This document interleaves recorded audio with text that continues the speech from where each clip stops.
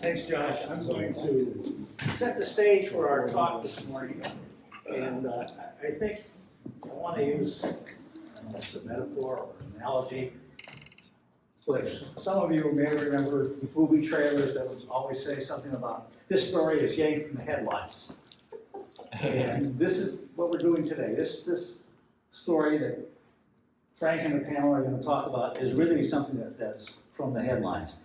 And I just want to show you some examples. I mean, will Senate Bill 10 destroy neighborhoods?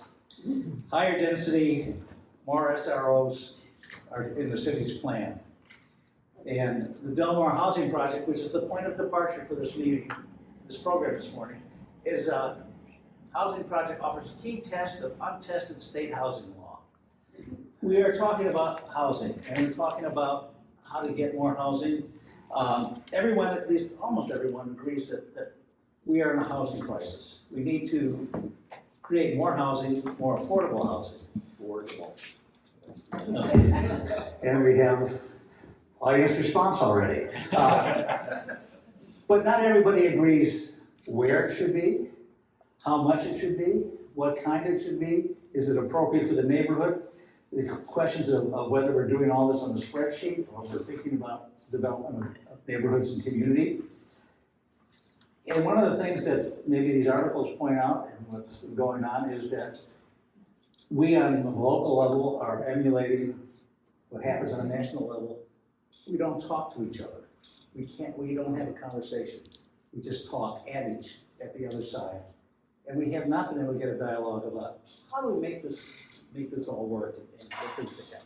And this is, to use the movie analogy again, we've made this movie many times in San Diego. We have gone through periodically task forces, legislation, programs to either increase the amount of housing and expedite it, or in some cases, to decrease the amount of housing that's getting built and slow everything down. This is just sort of the repeated history of what happens here. And some of you maybe remember Neil Morgan, who used to like to give you trivia, who used to always ask the question, or make the statement that we are asking ourselves the question, what do we want to be here in San Diego when we grow up? And again, we're still asking that question. And we will continue to ask that question because it's appropriate. We have a distinguished panel. Sorry, I have my notes. The flyer for the program poses a question. During the affordable housing homelessness crisis, does design still matter? And the program goes on to say a number of things which I just want to highlight. It asks the question, proposed solutions for the housing crisis are focused on the quantity of units required to meet our current housing demand. This seems to have created a housing at any cost mentality as we shift to high-density housing throughout San Diego's urban landscape. This approach raises questions about creativity and livability, and the role of policy and design as our culture transitions from suburban to high-density urban lifestyles. Are we building boxes full of units, or are we creating walkable communities connected to an active urban context? So we have a distinguished panel to talk about these things today, and if you've seen the flyer, you have their complete bio, but I'll give a brief introduction. Frank Wolden is the principal of Wolden Design, subtitled The Art of City Design, and he is a hands-on architectural designer, urban designer. He has led teams of architects and creatives in all sorts of projects throughout San Diego County and throughout the world.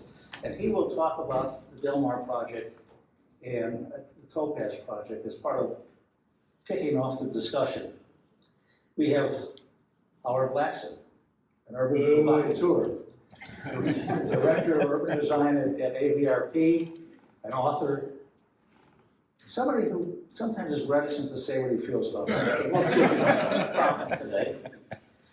Mary Light is a community development and housing expert. She is the executive director of Home Aid, and has been involved in housing projects, housing initiatives for many, many years, as well as broader community initiatives. She was the staff person for the local chapter of the Urban Land Institute for many years. She's been on the Planning Commission, wide experience in all this. And lastly, we have Steve Russell. Steve is the CEO of the San Diego Housing Federation, which is an advocacy group for affordable housing. And he has served in a lot of capacities. He was staff to Tony Atkins with the city. He has been with the CDC in City Heights. And he is also a graduate of the New School of Architecture and an architect. But I want to use the movie analogy one more time. Steve was also the manager of the Ken Theater. And at some point, Steve and I are going to do a little dog and pony show about the importance of a neighborhood movie house to having a complete community. And so with that, I'll turn it over to Frank and let him do the program.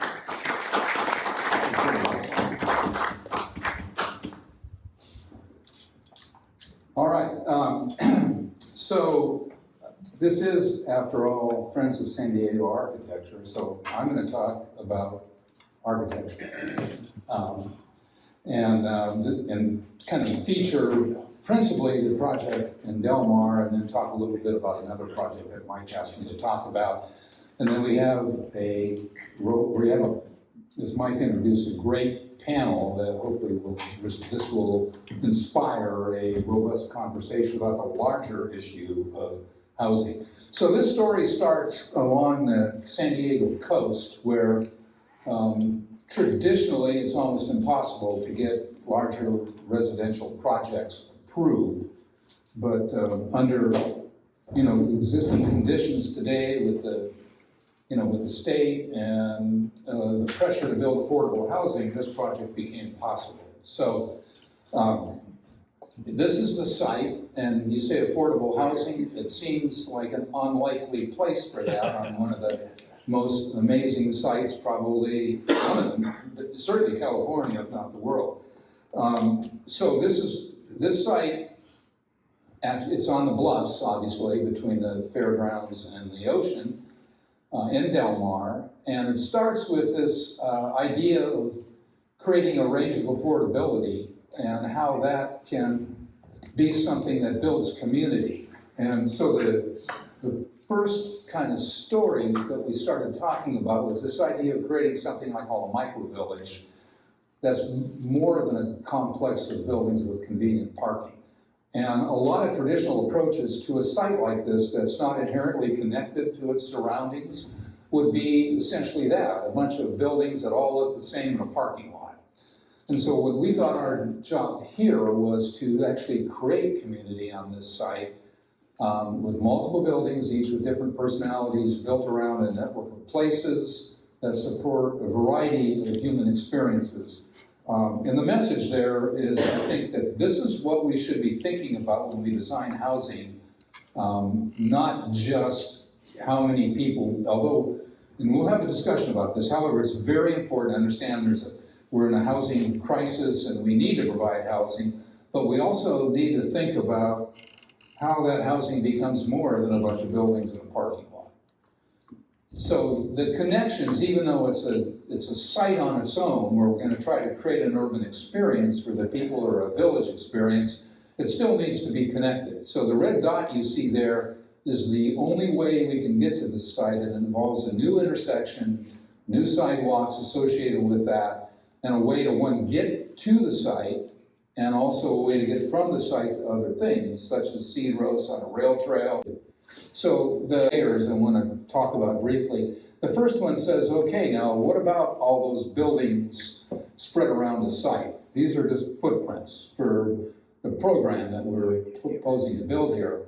And this is how taking those footprints and kind of exploring this idea of how do we create place here. So the first diagram says that road that comes in needs to be pedestrian oriented, and it needs to be the first leg of access to and from the site.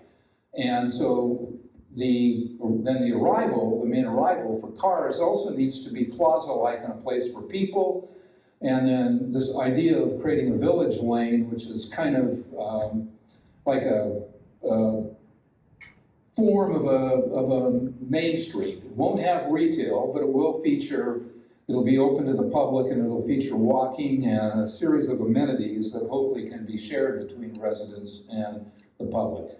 The next thing is, how does that entrance become the first step in creating a landscape access for residents and public, and how they mix together here to the bluffs and the open space. The third diagram then says, okay, so once you're there, how does this project, this is how does it start from its position on the bluffs and the ocean? And so the idea is that it kind of starts at a lower scale, a public experience on the bluffs with kind of organic influences that, we call it sort of green fingers that would actually start to form the courts where people live.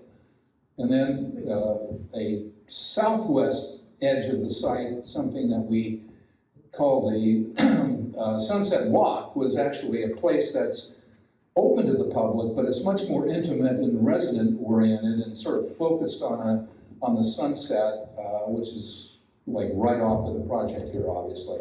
And the final diagram says, okay, now that certainly in the majority of the buildings here, how do you get to the units? And so it's a elevated walk across a podium, and above that, what we call a pier, which is from elevator access, takes you to the different levels of the project. And then, as I mentioned earlier, once you've established this this framework of open spaces, how do you design the buildings so they address the different kinds of experiences versus one aesthetic across the site?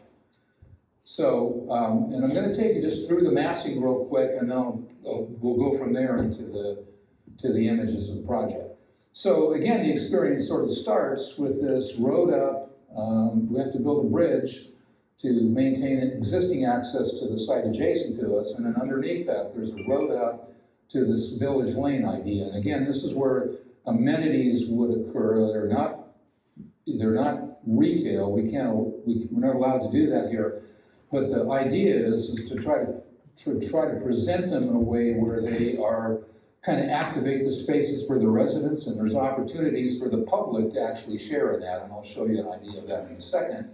Then starting again from the bluff side, the creation of public space on the bluffs and a series of terraced units that follow those kind of organic courts I was talking about, and then take you to that podium level I talked about, and then continue to terrace up from the water to more of I wouldn't say an urban experience, but kind of a village experience, which is a higher density in the center of the site and to the eastern bluff.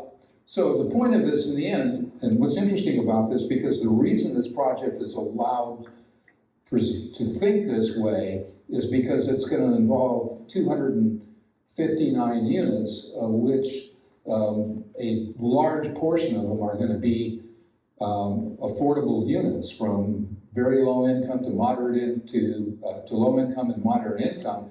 And so the whole story becomes this idea of how to live together and how can these amenities together with the public support this broad range of affordability and highlight shared public-private spaces, essentially create a public realm where there isn't one today. So this is just a walk through the project. When we talked about this greenway to the water, concept is to create actually a privately owned public park that would provide coastal access in a big way, not just a little 5-foot path to the bluffs, but an actual linear park, essentially along what would normally be a fire lane, and then an experience once you get to the bluff. So this is the gateway with a pedestrian-oriented walkable street and sidewalks and an elevator for accessibility that will bring you to the upper level where the project exists, where that arrival plaza is. And then when you get there, the first thing is what we call corner gathering here, was something that would be an amenity for the project with co-working, and coffee kiosk that hopefully is something that would become a shared experience between residents and the general public that find this as a way to get to the coast and the bluffs. And then on the bluffs, of course, a natural experience and a sensitively designed relationship between outdoor housing spaces and public access. And on the corner at the end here, something we call the Circle, a gathering place with amazing views of the ocean. That's kind of the starting place for that coastal experience. Now, and then if you, just a kind of a trip down this village lane that I talked about starts with, again, this turnaround that's a pedestrian plaza-like space shared between cars and people. And then as it continues to the south, to what we call the Point, it becomes a tree-lined street with public parking, and again, kind of amenities that kind of activate the spaces on a walkable street. And then as you get to the south, to the place we call the Point, there's fantastic views down the coast from the upper level units, amenities, and residences. And then the idea of again, this is kind of a club room and gourmet kitchen with outdoor dining, again, resident-oriented, but potentially something that could be a shared experience with the public. And then the Sunset Ridge the Sunset Walk we talked about on the south end is essentially linear deck space that's aimed at the sunset. That's highly landscaped, and it provides a little bit more of an intimate relationship that's principally residentially oriented but open to the public, and becomes access to the different courts. And then again at the ocean front, an experience there that would be combined between the public and the residents. And so then that becomes the basic entry to the residential experience, which is residents and gifts. And that actually is a series of courts starting on this one is what we call center court, which is the highest density and most kind of, like I said, village density quality here. It's 2 levels, and it starts with, again, that sort of intimate, kind of resident-oriented experience, and as you step up onto the podium, creates a central court that's really set up for social gathering and events and things like that would be resident and guest oriented, but might also have, obviously invite visitors on certain occasions to be part of that, but more part of the residential experience.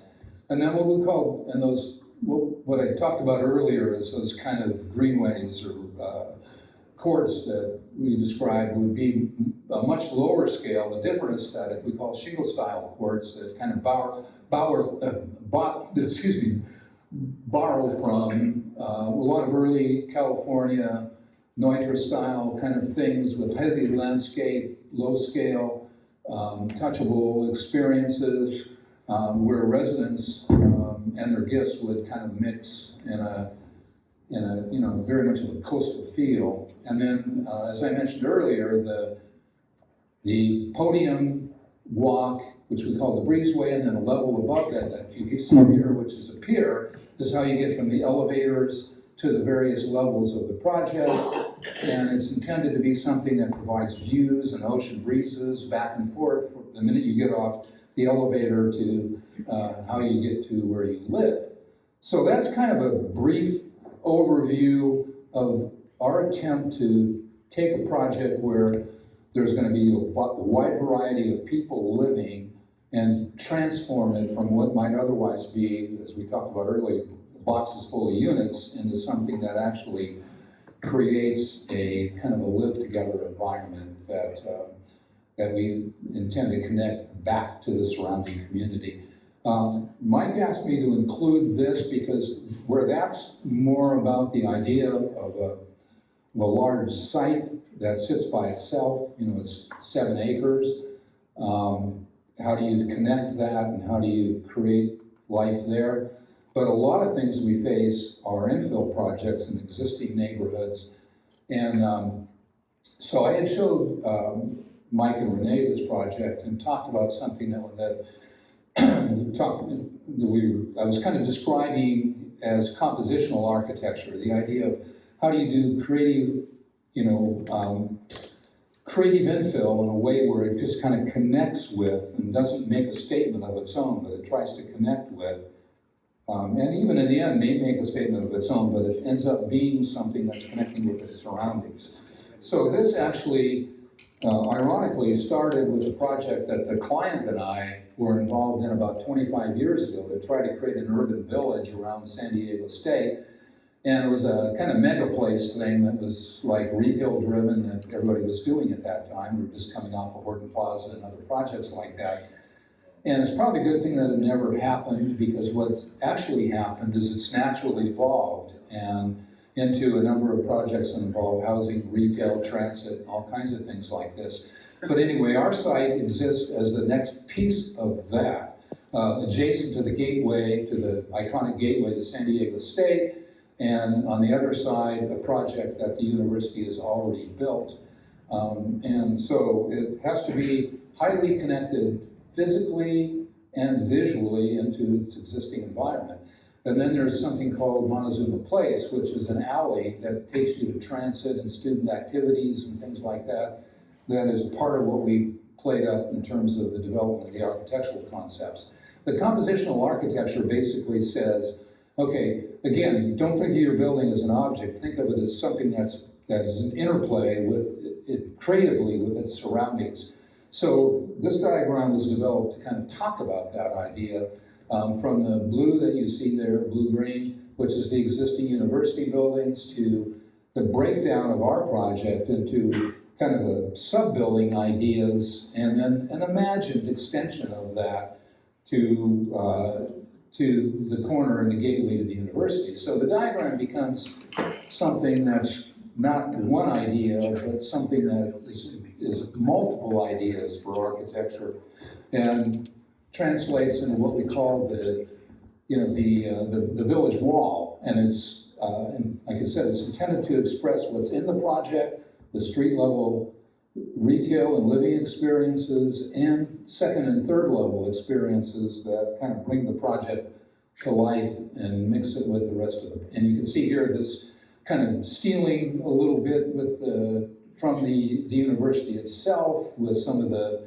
forms and white colors, not going to the idea of arches and keeping it contemporary, but trying to really create something that feels like it's a part of that area. And then ultimately, this is under construction today, and the idea is to try to create something that creates iconic moments and dramatic architecture, but also, like I said, is connected to its surroundings, and also creates very active ground level and soft ideas such as staircases surrounded by warm stone and different things like that. So anyway, this raised some questions that I wanted to throw out.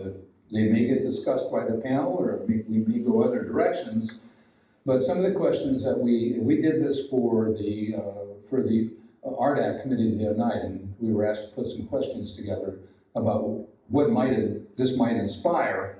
So one of them was, how will a marketplace and wealthy communities respond to this idea of multiple income levels living in the same project? And this is something that comes up from the people that are talking about marketing this, and it becomes an interesting question. Are we, in our rush to build housing, which we have to do, are we being sensitive to neighborhoods?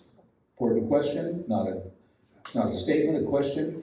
How can we better connect residents, along high density streets, and I'm not even seeing much. and what I call angry arterials, because in a lot of cases, housing's not going along existing urban corridors where there's already walkability and transit. A lot of times, it's going to go in large, whether it's old strip center sites or other places. How will that work? This question about all the new technology that's being used to bring prices down, will the savings be passed on to future residents? Not sure. Are we building a range of housing types to address the shift from suburban homes to high-density urban housing? One of my concerns for a long time is that all the units we're building right now, and it's a generalization, but they're really the same thing everywhere, and we're expecting increasingly more people coming out of multiple different types of housing experiences to live in standard apartments. And then related to that, are we promoting cultural change, that will really support high-density living and dealing with transportation, parking, compact living, walkability, urban socialization? I think we're, in many cases, doing that, but are we doing enough of that? And then lastly, is design and creativity important? That's where we end with talking to the Friends of San Diego Architecture. So that's the thought. All right. Let's. Yeah, do you want me to sit here too? Turn me on, Steve.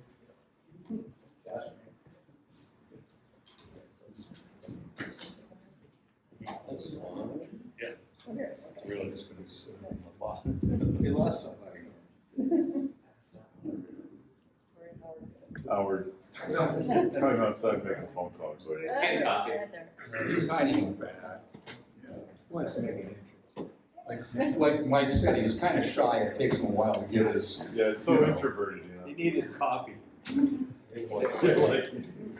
Where's the donut? What I'd like to do now is have each of the panelists make some comments about housing, about maybe what they heard or what they think, or about something entirely different. But to talk about that, and then we'll get into conversation and then questions and answers with all of you in the audience. I have a couple things I would like to make sure that we cover. Frank showed the Seaside project in Del Mar. People in Del Mar don't like Frank. One of my clients asked me if I'm able to go to dinner in Del Mar. Because they don't feel the project is appropriate in many cases. So the project is moving forward through something called the builder's remedy, which is part of the state law which says no matter what, if it's affordable housing, the local jurisdiction doesn't have jurisdiction. If your local jurisdiction is out of compliance. Yes. with state law.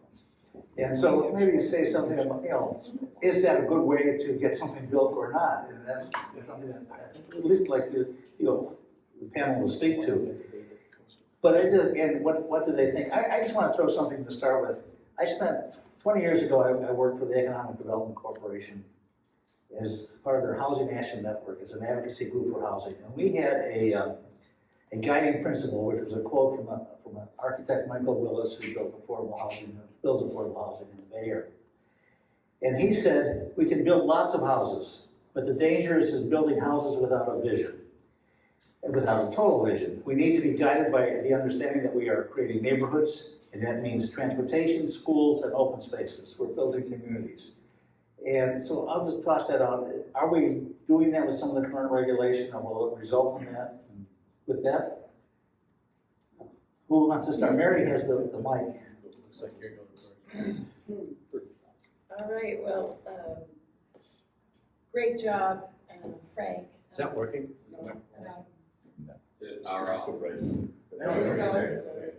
Great job, can you hear that? I think you have to hold it straight out.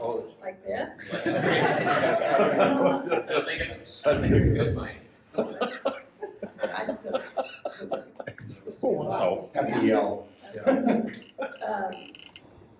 Great job on design, Frank and your team at Seaside and Topaz. Oh my gosh. The goals of making the connections internally at Seaside are fantastic, and the public, having a public component, just beautiful. This is truly a unique project on a unique site, and wishing you all the best with the city of Del Mar and the state.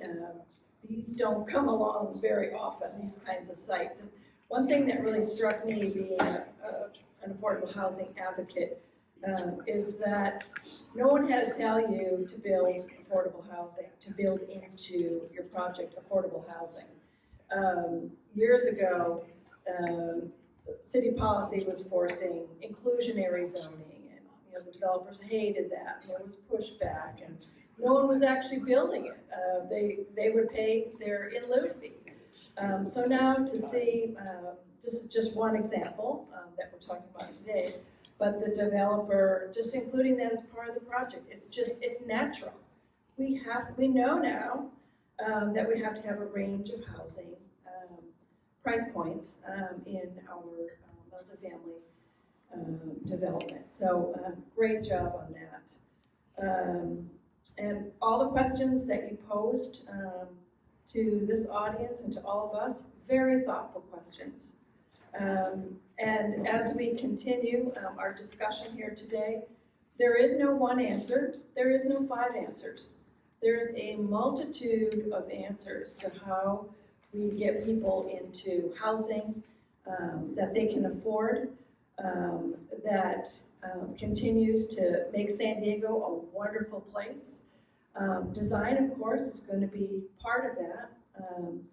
And at times, especially when we're in a crisis like we are, we may need to build a box or two to get people off the streets. That won't be forever, but we may need to do that now. So that's my introduction. Well, good morning, everybody. It's good to be back in this room where I've suffered through many architectural juries, both sides of the jury. I wanted to turn this around a little bit. The question kind of posed in the bigger sense was, does design matter? And in a time of the housing crisis and homelessness, does design matter? We've talked a lot from the outside in. What does the community see? What does the community look like? What does it look like to walk by it? Let me flip that on its head and say, does design matter? If you're living in a tent on the streets, there is no design, right? You're just living in a street. It is crushing. It is absolutely a crushing experience to live in a setting like that. We can step that up a little bit to one of the big congregate shelters, the big tents. There is a design intent there, at least. There's two intents. One is to shelter people from the weather. The other is to shelter people from our view. Okay, let's think about that for a minute. And how does it feel to be inside? Imagine if we had to spend the night here, all of us. Now we're sleeping in this room. How much dignity, privacy, ability to actually manage your own affairs do you have in the confines of this room, under the constant watchful eye of everybody else? So it's designed for a minimal purpose. It serves that purpose. It is not an end. Let's step that up a little bit to maybe a safe campsite, where now you have order, you have a design that's a layout for infrastructure so that you have lanes, you have trash collection, you have restrooms, you have food, you have service delivery. There's a design there, and design intent is really to mitigate the impacts of homelessness and get people into a mental space where they can actually begin to take control of their lives again. So there's a design intent, and the design is important to achieve that. Now, a level up from that is actually the tiny home villages like Chula Vista just opened, where it's actually a little more personal, right? And the key thing between the congregate shelter and even the individual camps, if they're well organized, is the sense of agency that people have, the sense of being in control of yourself, being able to build your life, because we define our lives by the walls of our space. So the managed camp certainly is designed to give people back some autonomy.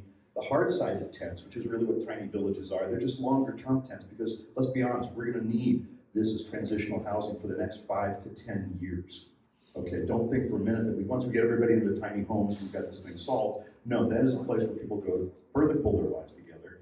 And that design does actually help. Now, if you look at the pictures of the Chula Vista Village, I don't know if any of you saw it, it's pretty institutional looking. They're all little white boxes. It would not be hard with the design intent to say this is actually about bringing some joy to the lives of these people and doing things to make it look better with color, some trees, etc. But it's temporary, and we will learn these lessons. So let's kick it up to the next level. What is the actual intent of all these programs? Get people in permanent homes.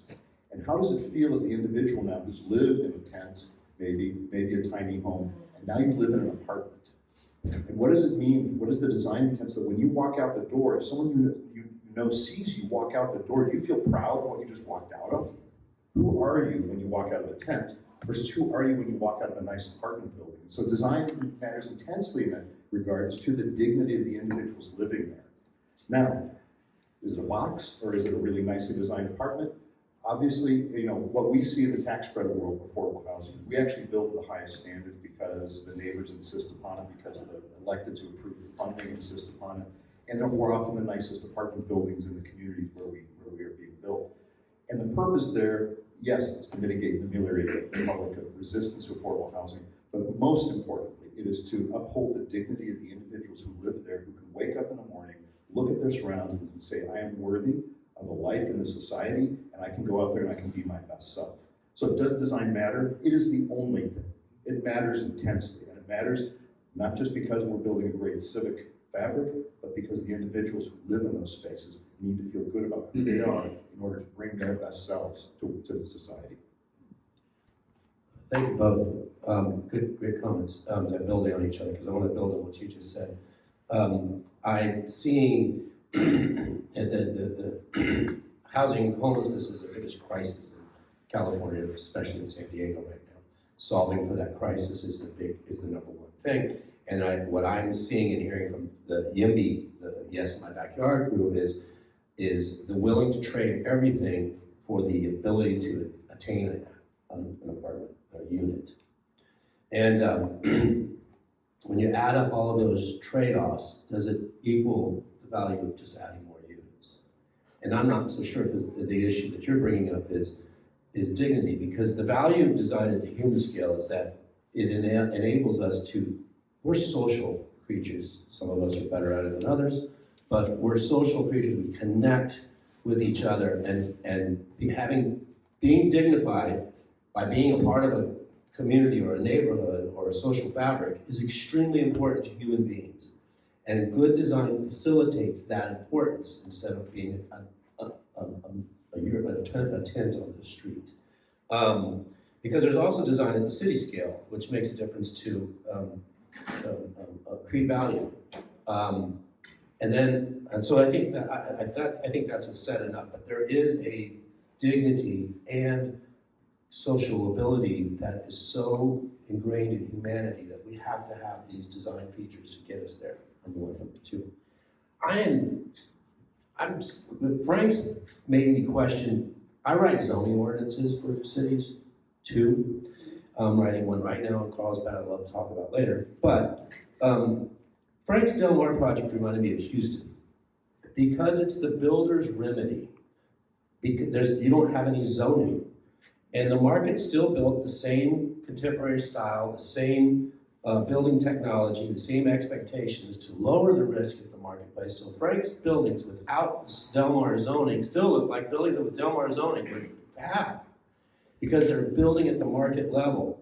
It lowers the risk. And then to see Topaz, which is an all affordable housing, look exactly like the other buildings too. Now that's Frank. I can tell you where the Skyport comes from. I can show you the port that the aliens are going to connect to humans, where the Skyport comes from. But I'm really surprised, or I want to say this, go back. Thank God for state law that says you're going to do these things to achieve these numbers of housing types that allow for different social incomes to live in the same place, or we would have the same stuff everywhere. Because the marketplace is fearful. The marketplace is going to build what's expected. The marketplace is, and regardless of the zoning. Now the Carlsbad project we're working on is a zoning project for downtown, and we're using, instead of a form-based code or objective design standards or a performance-based code, we're using architectural style-based coding. The reason why is because the Republicans on the city council think they want that high design will keep those people out of their town. When in fact, thank God for state laws that says you're gonna have these percentage points and you're gonna build this much stuff regardless of how beautiful the Frank design is gonna be. So that's my point. Yes, I thought, Frank. Okay, Frank. Comments. Wait, Frank, that's already. I am over-water, so, No, we're recording. Use the mic. okay, all right. So, great comments by everybody, I think. But in particular, I wanted to touch Stephen's kind of layers of discussion and such stopped short, which was wonderful, I thought. But it stopped short of the final one, which is the looking in from the outside part of this thing, which is about a city with civic pride. And that's important to everybody. This is kind of a funny thing, but over the years, many years of living downtown, one of the things I've noticed is that there have been presumably homeless people many times seeing me carrying a set of plans on the sidewalk who would stop me and ask me, "What are you doing?" And wanted to know, like, what's going to happen in this city. And many more times than other people who are not homeless have, to be honest. And it's kind of interesting. I think the whole thing starts with what you look at, what you feel like you're a part of is really, really important to you as a person and to the city that you live in. So I think this is, and one of the issues there's a lot of talk these days, about, the equity and, how everybody lives together in cities and that sort of thing. And even, organizations like ULI are taking this on. The question is, what does that mean? And it means a lot of things, but one of the things I think it means is that these experiences that we're creating need to be accessible and available and appreciated by everybody, not just people with money or privilege. Many years ago, when we were in the beginning of downtown San Diego, there was a lot of attitude about proprietary spaces that were created by projects we were doing, where a developer or a bank or an office building thought they owned the plaza they created, the adjacent space, and even the sidewalk next to that. That's evolved. And today, I think that really the dialogue is about this stuff belongs to everybody, even the homeless, So I just think that's a really kind of important thing to think about. Can I just pile on that real quick Sure. and say that it's very important that there are those public spaces. And I've stayed all over the world in different places. I've stayed in places that were little boxes, and I've stayed in places that were pretty amazing. But what was really important is that the place outside was what mattered to me. I needed a place to put my head and to keep my stuff, to be, whatever I needed to do to go out into the world. And I would challenge any of you to walk around this town with no money in your pocket and try to sit down. Tell me how many places you can even sit down, right? Much less use a restroom. Yeah, exactly. So yes, design matters because this fabric that joins us together actually mitigates the impact of what these other, are these units fine or cheap? Are they small? Are they big? When you have the whole outdoors as part of your world, the size of your home matters far less, and the potential for sociability becomes much greater. And I'm going to shift a little bit to where we're headed as a state, as a city, as a region, from a policy perspective. Really for the last 10 years maybe, we have moved to focusing more on transit-oriented corridors, sustainability, affordability.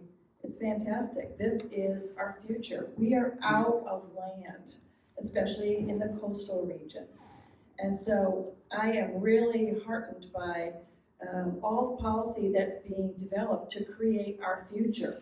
It is going to be more equitable, more sustainable, more affordable, really naturally, because of the multi-density component, getting people out of their cars, using transit, not having to pay for parking in the building.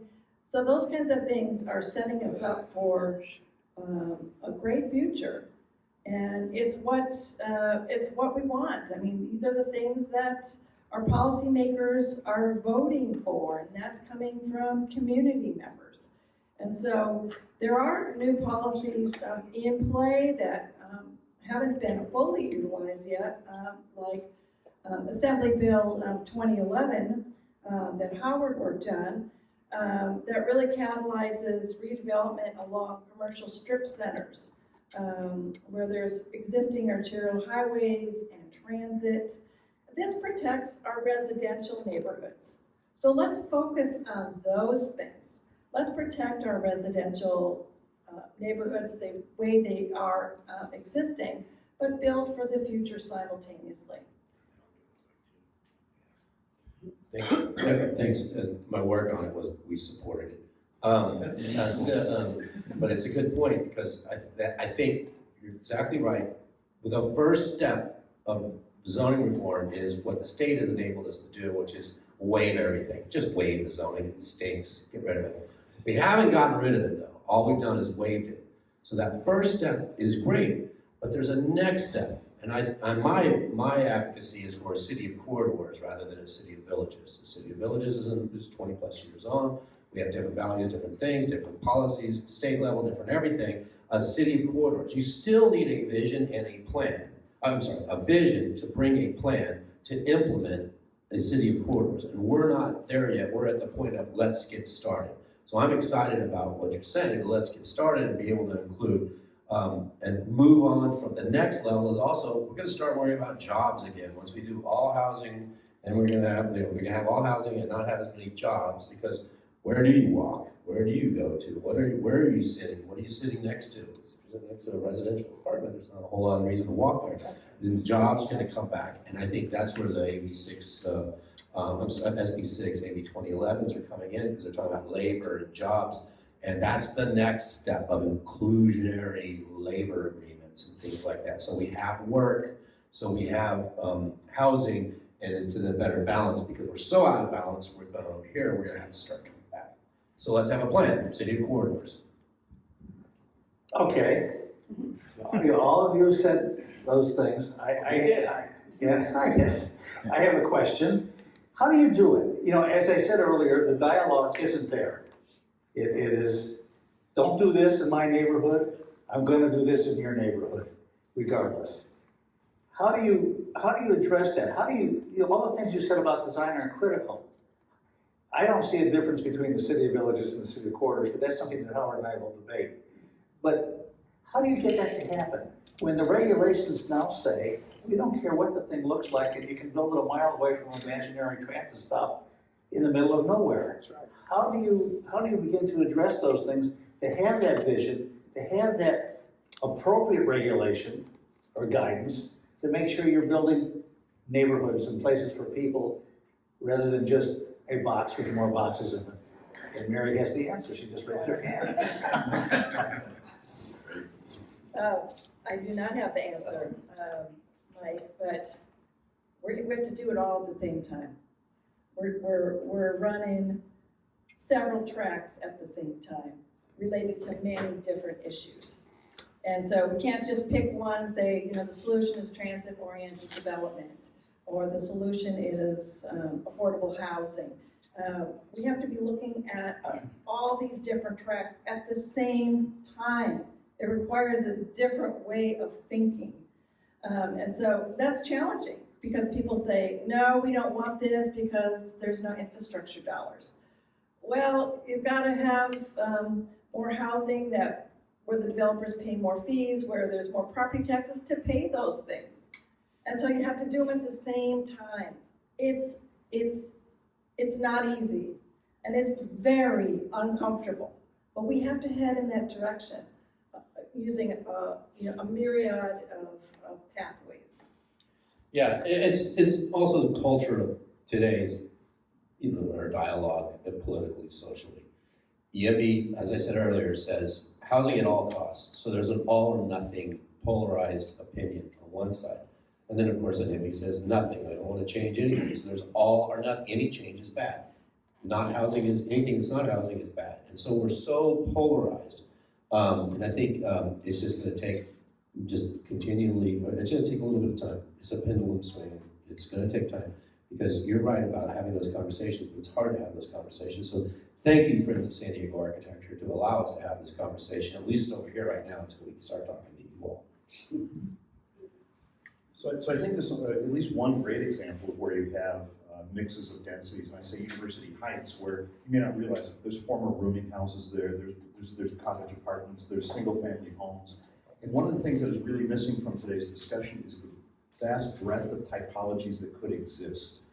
And there's something we like to say at dinner parties if you're in architecture, which is architecture is destiny. We say that and feel proud and smug and toast. I taught you But well. it's also true. It's also true. No, because typology predetermines attention.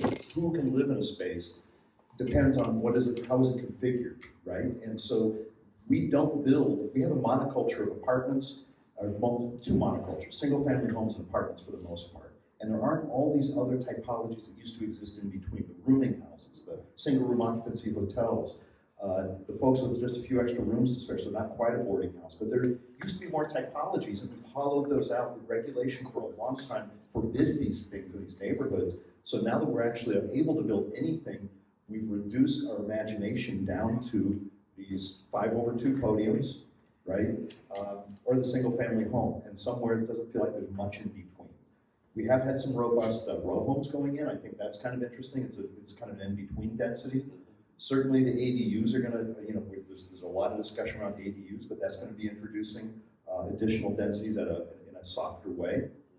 But we need to look at how do we incentivize the 16-unit building, for instance. You look at some of the most wonderful places to live in there, the cottages that exist around our town. We need to find a modern typology. It's going to have to be a little denser, but we need to be looking at how we incentivize typologies that don't stand out quite so much. Not because it's bad to stand out, but because it does get a reaction. I actually think that the dynamism of the city, you go to Rome 500 years ago, trust me, they've upzoned, okay? That's a dynamic living city, and it is part of its vitality. Can I make a comment? To add to what Stephen was saying, I've said, fairly often that there are different layers of housing that we need to deal with. And Stephen articulated several of those, okay, and it's, a few units on my lot to an infill developer that might be doing 50 to 60 units, even that many. And then the next level, the 5/2 you're talking about, now all of a sudden we're into merchant builder developers, and the presumption is there that you can only do that one way. And these are, I forget how you put it, that these are, standard units that always work like that. And the important thing to recognize, there are some very good developers out there, I'm not saying that, but generally speaking, as Ernie Hahn once said about Horton Plaza, is developers follow, they're followers. They do models that they've done before. And again, that's not true of everybody. So what you're seeing is a proliferation of the same thing that's been built for years and years and years. It does not mean that a 5/2 apartment project necessarily needs to be one type of unit and one type of experience. I think we need to also explore many more creative ways to break those units, those projects down into kind of multiple living experiences. And then, the biggest layer beyond that, which is completely different than, again, is the tower, and you see those downtown and other locations.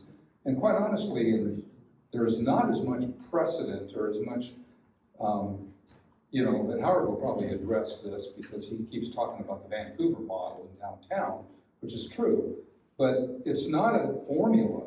So there's even a lot more opportunity with taller mid-rise buildings and high-rise buildings to customize design to address living experiences and design goals of the community.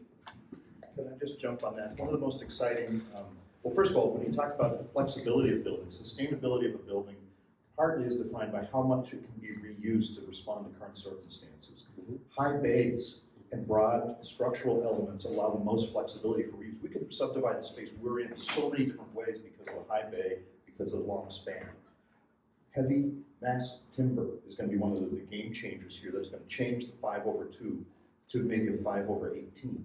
Or I'm sorry, an 18/2, or an 18/0, right? Because it can be all heavy 18 levels apart. No.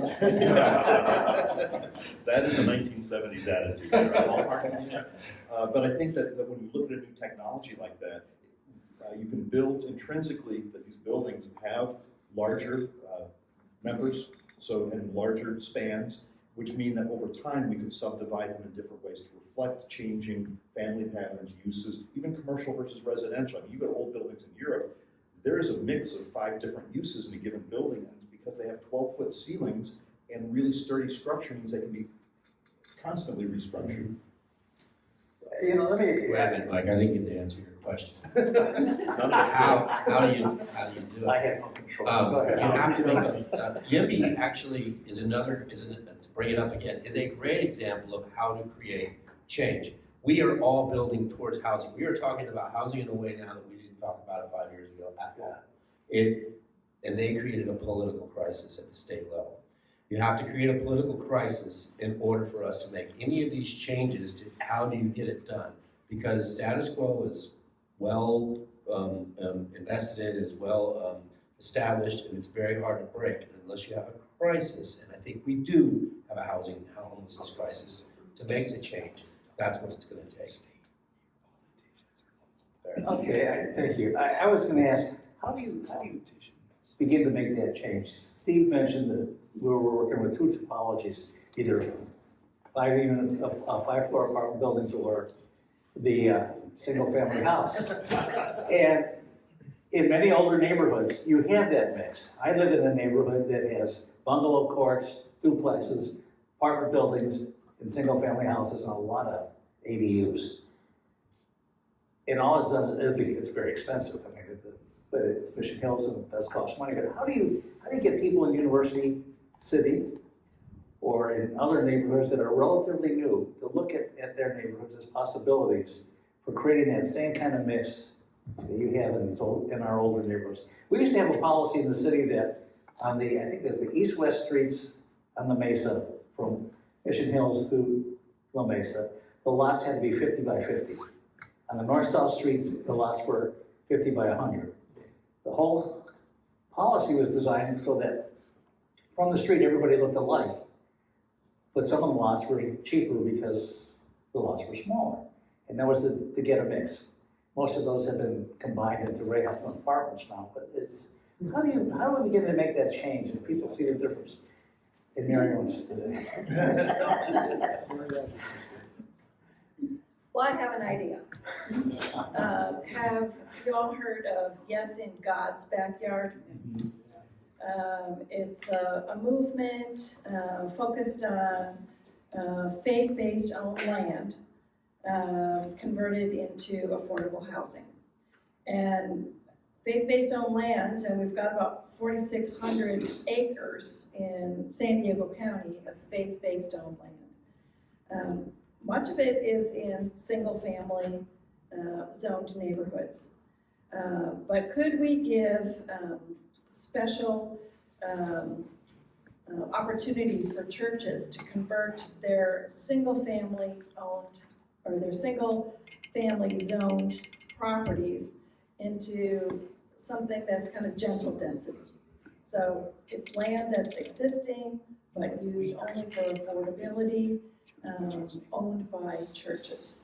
To me, it's a win-win situation that we can control and incentivize. So that's just an idea I'll throw out there. Let's see if there are any questions from the audience too. I've been involved with that kind of thing, and a lot of churches don't want to be property managers. Because There's lots of of all ways the that- tenants, all the tenant lots of ways. regulations and all the eviction, they get a bad reputation, and how dare you kick out a tenant, blah, blah, blah. So it's a good idea in theory, but in practicality. Yeah, in practice, a lot of times a church simply signs a contract with somebody who's going to be doing this on their behalf. So Yeah. there are lots of ways of doing this, but you raise a really valid point. People don't want to be necessarily associated with the change. He was first. Oh, I see a hand behind, next to Ian. Don. Don, I can't see a face, Don. First of all, Frank, thank you. reading the Union Tribune, I never would have thought that your project in Del Mar is anything but one big building. Because that's all the picture I saw in the article. And somebody at UT needs to have a longer talk with you and then do an article about what you're trying to create, which looks kind of like a higher density sea ranch operation. That's interesting, yes. A friend of mine mentioned that if it were built in Cabo, it would be $1 million per condo. So I don't know why Del Mar is very upset. Certainly, it's going to end up being $1 million a condo someday when the affordability zoning wears off.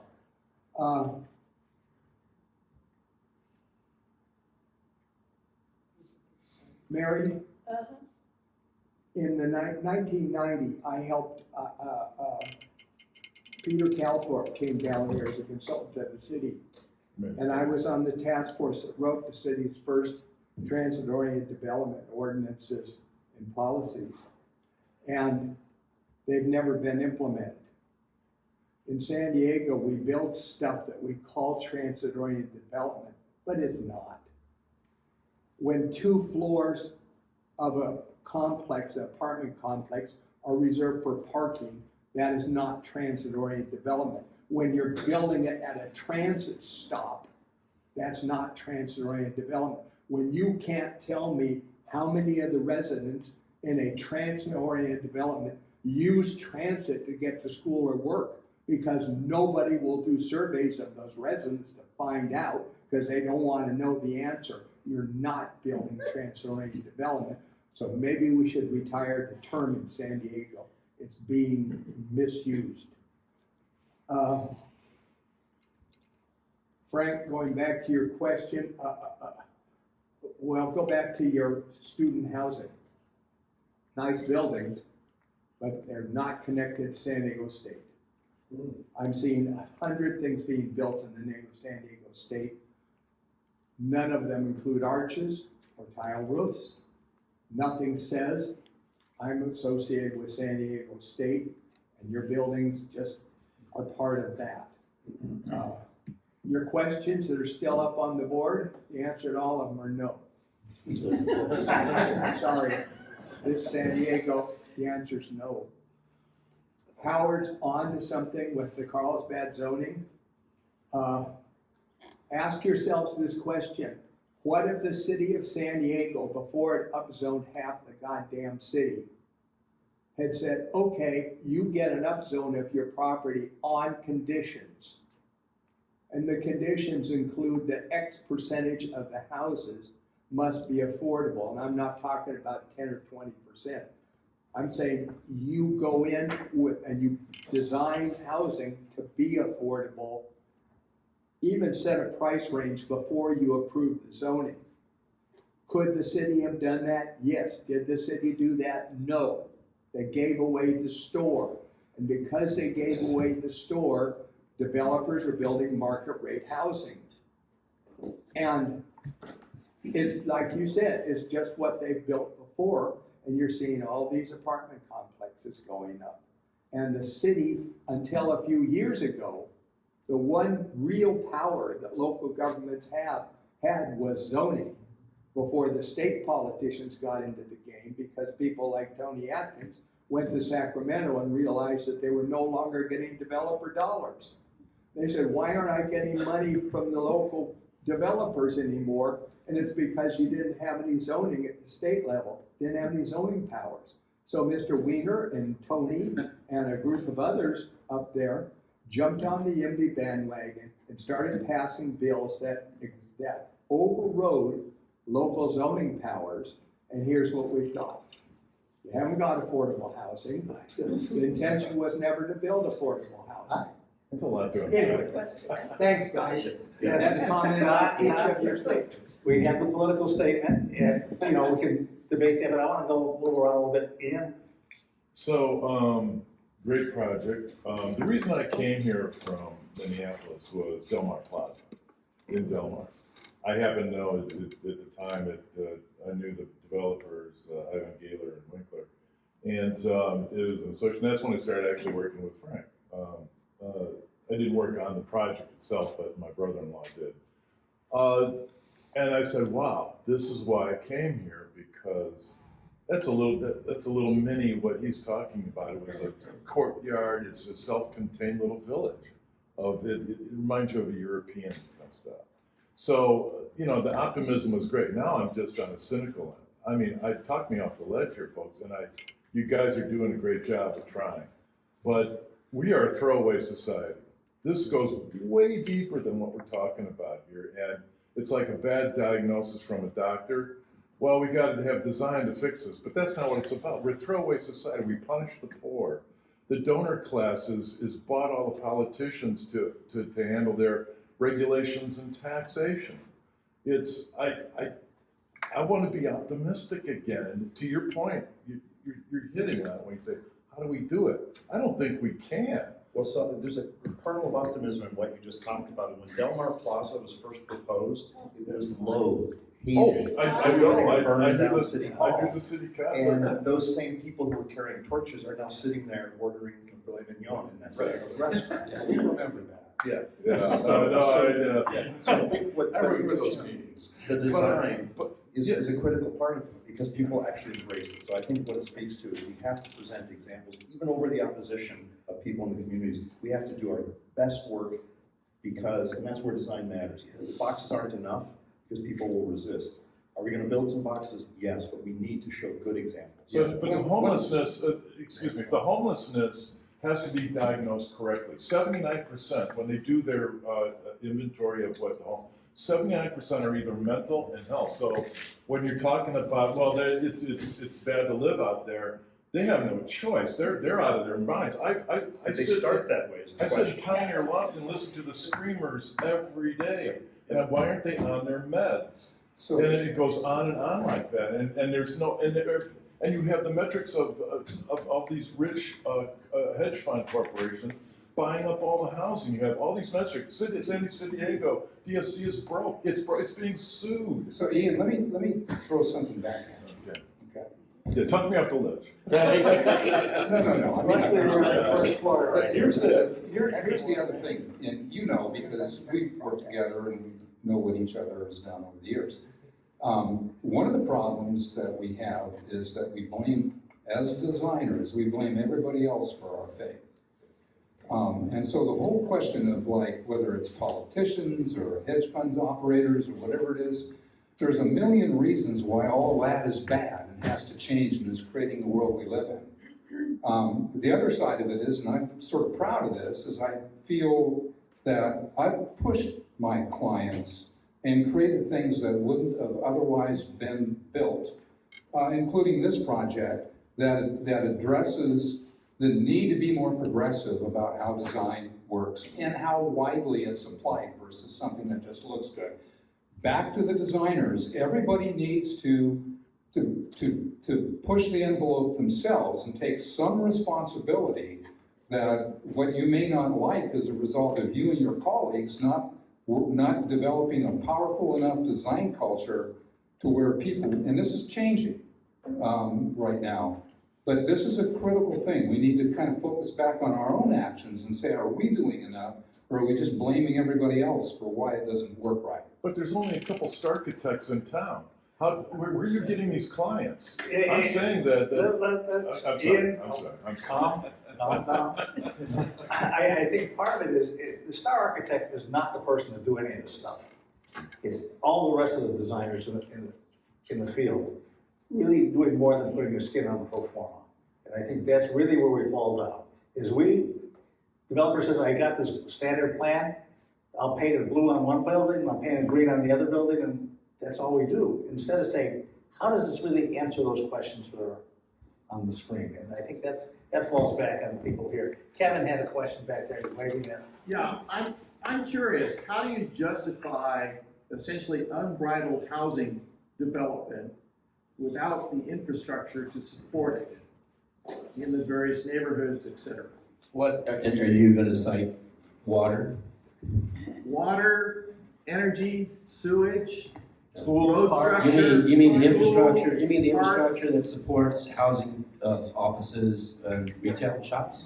No, I'm It's just, saying, I'm saying this. that's an infrastructure deficit disorder argument, and I don't believe in it, because we can provide that infrastructure, water, electricity, sewers are just support of civilization. And if we can't build civilization, we don't even, who cares about what the water turns on or off? So I don't buy the infrastructure deficit disorder.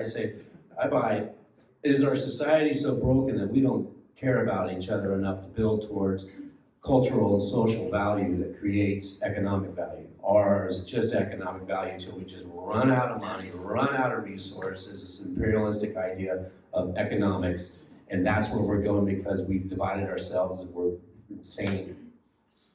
Or are we going to start building towards social and cultural value that can be supported by whatever infrastructure we can figure out? There's ways to figure that out. That's not the driver.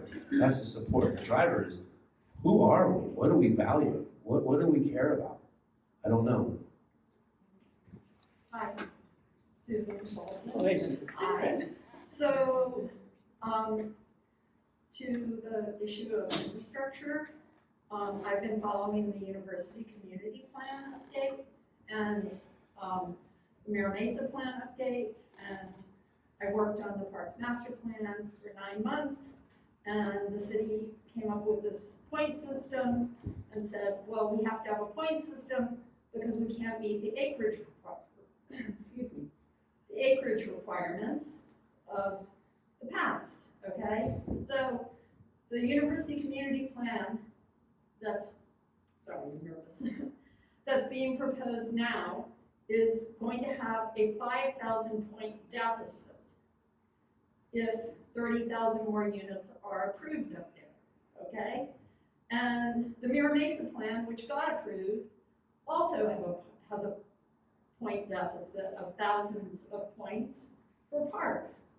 So how can we be creating good neighborhoods with all this density when we're not going to meet our new park requirements that we just adopted?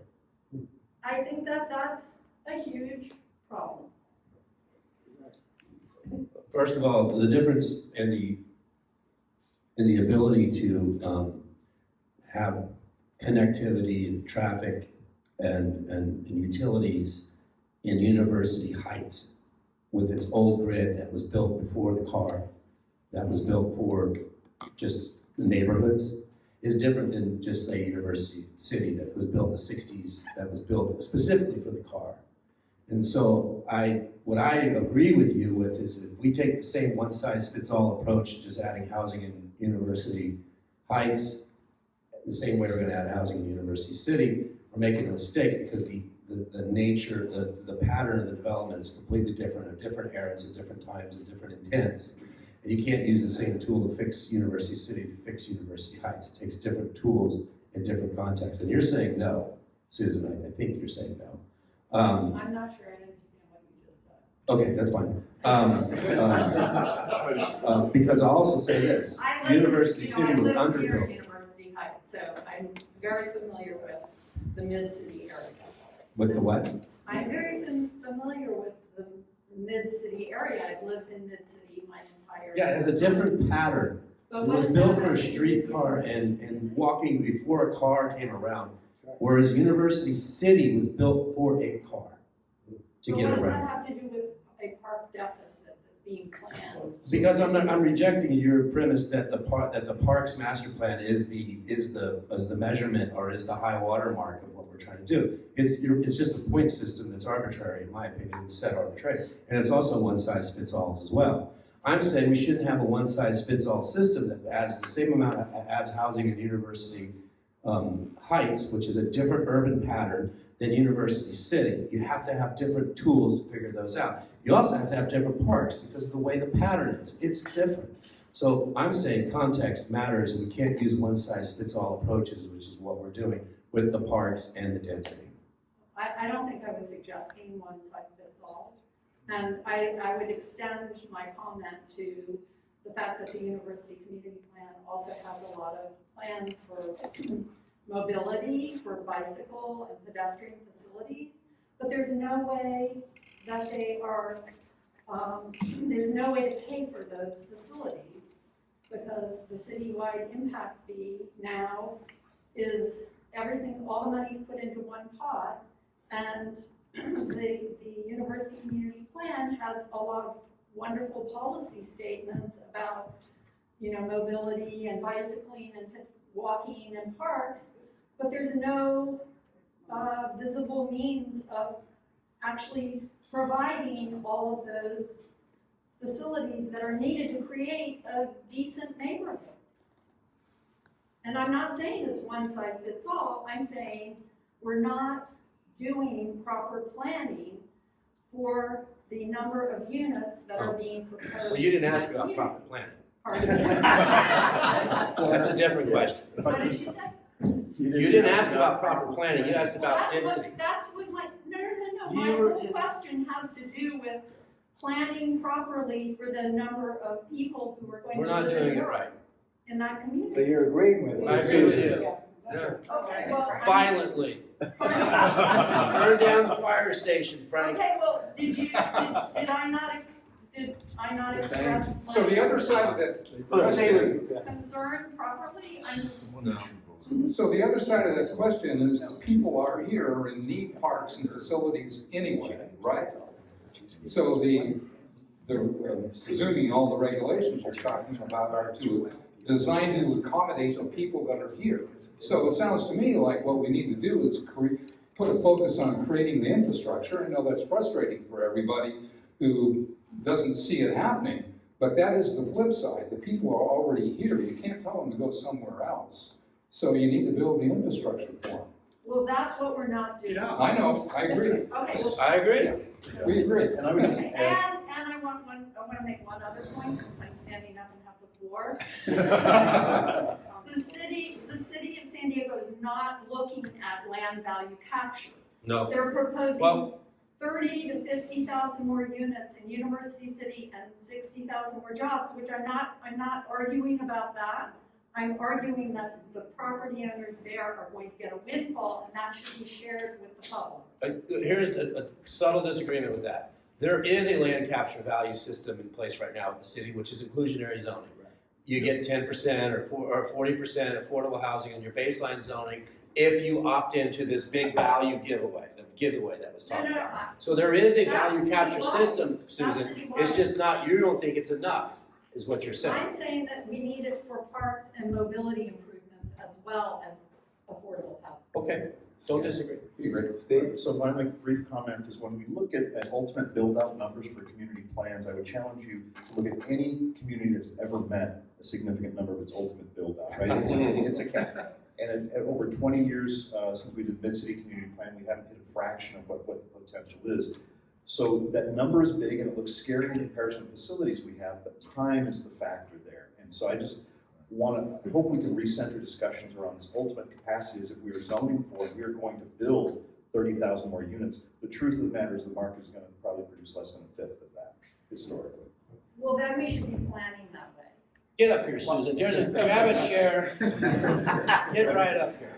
You didn't ask me. I'm gonna switch gears a little bit.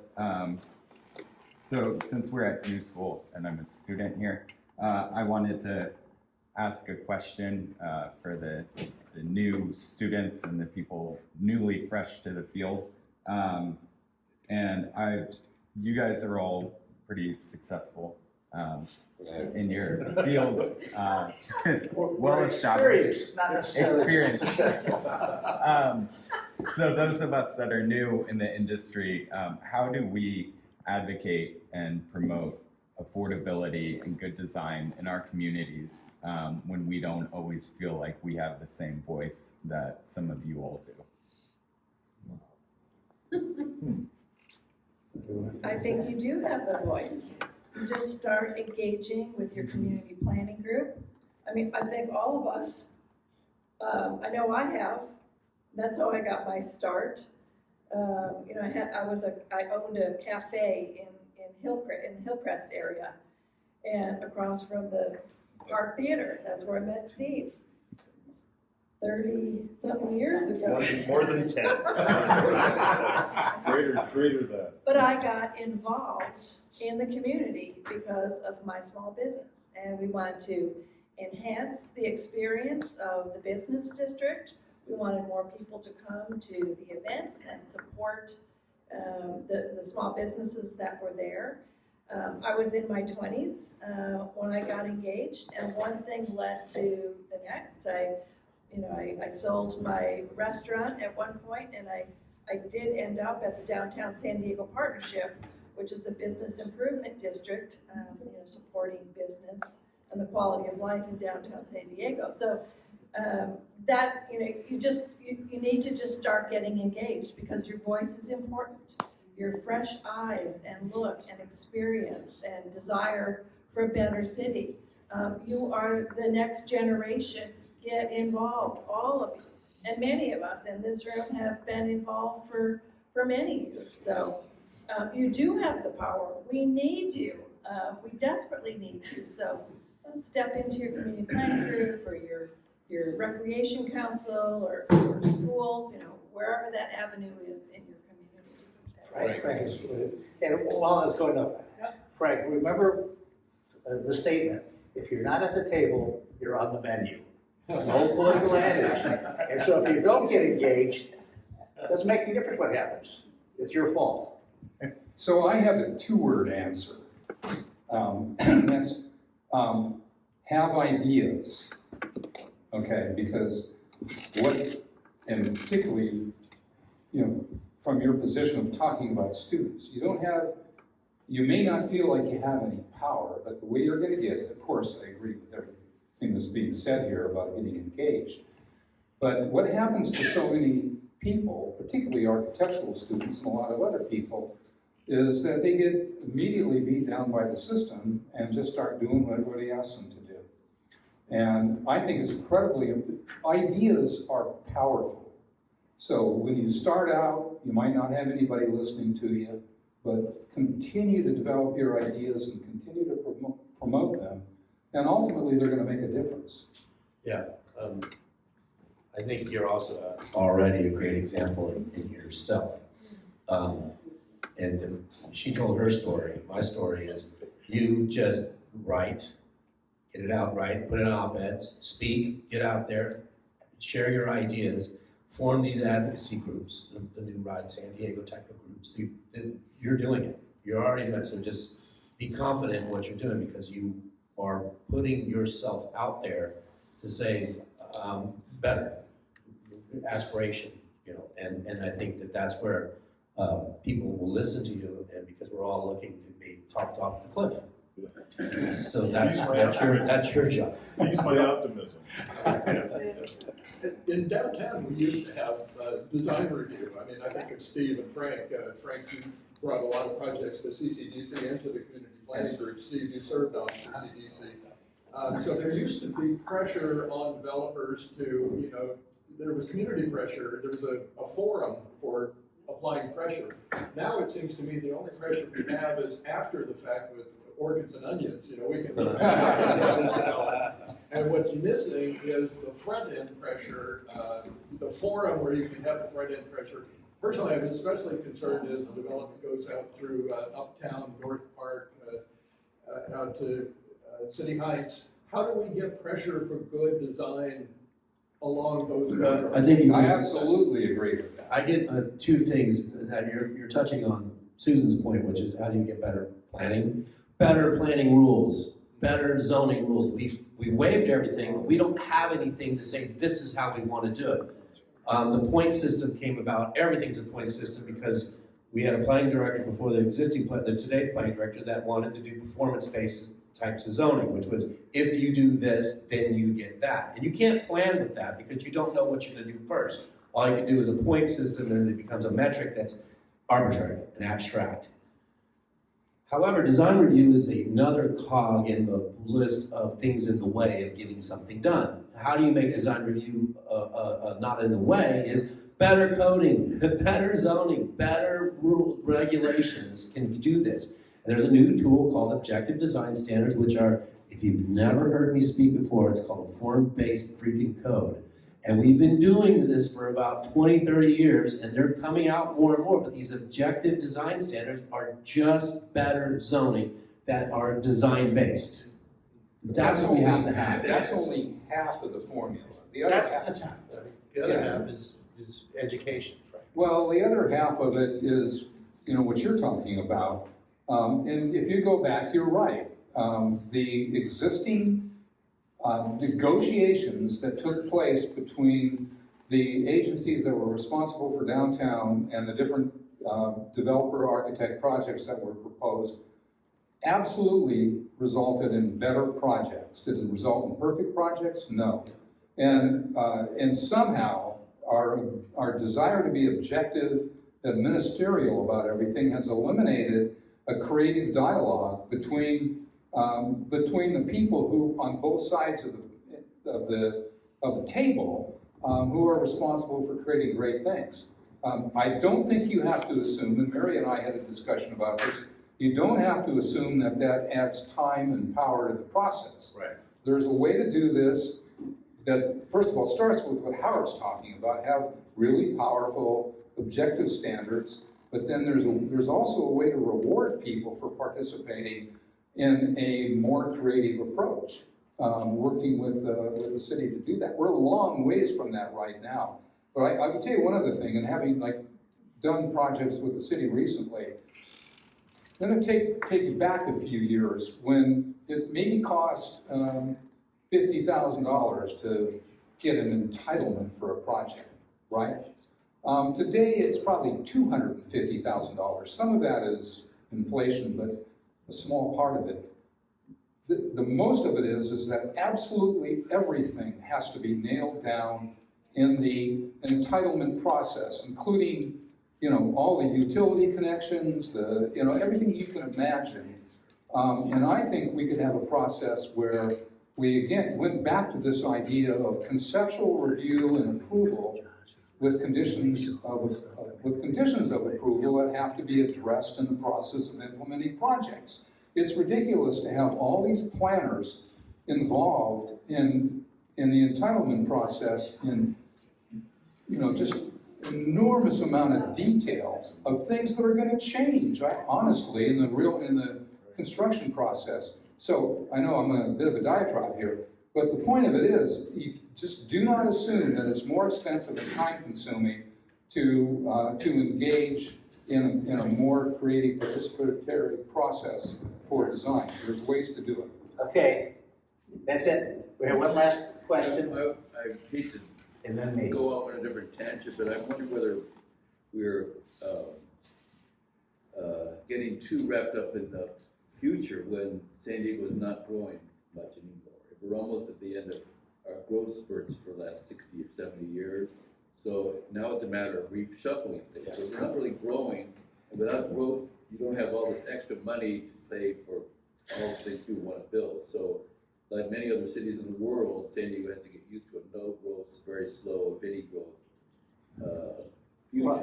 Yeah, I would argue that in the tech sector in particular, the highest correlation between, when you look at cities and homelessness is spiked in cities that have dynamic economies creating high-wage jobs. So it's not poverty that creates homelessness, it is actually prosperity. We're continuing to be a prosperous city, creating jobs in the high-tech sector, and as long as we're paying lots of people lots of money to live here, they will come here and they will take housing that used to be occupied by lower-income individuals. So we are still in a growth mode, nothing like what we saw. I came here in '69 as a kid, and yeah, the city and the county have doubled since then. We're not going to see that kind of growth, but we have a deficiency, a deficit of housing that we're drawing more people here to fill, and that's going to continue to be an issue. But that's all across our nation. You can go to Ohio, and you can go to really great mixed-use, walkable urban towns, and nobody's there. And they're dying, and they want to try to revitalize, and they can't find people because we're all in the coastal cities making all this, as you said, prosperity. So San Diego's always going to, we've had a housing crisis since the Spaniards showed up. We're always going to have that housing crisis because of our location. And the brown people suffered then as well. Right, exactly, the same discussion, dialogue, except we'd be wearing robes and The point is though, is that we are in a new era. It's a new era of that. So we need new ideas, and to get the Frank stuff, we need new rules. Let me close that with two things. One, I dug this out. This is from the growth wars of the late 1980s. It says growth. It's adjustable. At that time, this is an adjustable growth cap. At that time, there were 4 ballot measures to limit growth. It's just a question of which one you voted for, how much, because we were afraid of what would happen. We don't know exactly what the future's ever going to be, but we really need to plan for what we know and do something about it. And I think that's where this panel has been very good. And so I would like to close out with just one last thing. Another statement from my past when I was with the Housing Action Network at the Regional Economic Development Corporation. San Diego's housing problems are not going to be solved by using the same toolbox. The community needs strong leaders who will say enough is enough and will follow through to show the community what a good project really is. Here's our 4 strong leaders. I want to thank them for being here.